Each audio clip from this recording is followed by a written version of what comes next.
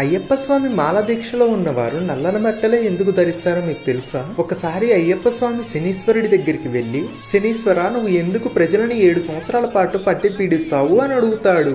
అప్పుడు శనీశ్వరుడు అది నా ధర్మం స్వామి అని చెప్తారు. అప్పుడు అయ్యప్ప స్వామి ప్రజలని పట్టి పీడించడం కూడా ఒక ధర్మమేనా అని అడుగుతాడు.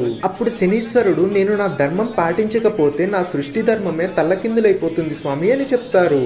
అప్పుడు అయ్యప్ప స్వామి నీకు ఇష్టమైన రంగు నలుపు కదా, నా భక్తులందరూ సంవత్సరంలో ఒక కాలం పాటు నల్లని వస్త్రాలు ధరించి అన్ని సుఖాలను వదిలి కటిక నేల మీద నిద్రించి సూర్యోదయానికి ముందే లేచి చల్లనీళ్ళ స్నానం చేస్తారు. వారు కూడా స్వామిగా పిలువబడతారు. ఇలా కఠినమైన బ్రహ్మచర్య వ్రతం పూర్తి చేసి స్వామియే శరణమయ్యప్ప అని శరణఘోష చేస్తూ అడవుల వెంట పాదాలతో నా దగ్గరికి వస్తారు అని చెప్తారు. ఇలా నువ్వు చెప్పిన కష్టాలని భక్తితో ఆనందంగా ఆచరిస్తారు. అటువంటి నా భక్తులను నువ్వు ఎప్పుడు పట్టి పీడించరాదు అని చెప్తారు. ఈ ఇన్ఫర్మేషన్ మీకు నచ్చినట్లయితే ఈ వీడియోకి ఒక లైక్ చేసి మన పేజ్ ని అయితే ఫాలో చేయండి. అలా వెళ్ళిపోకుండా అయ్యప్ప అని కామెంట్ చేయండి.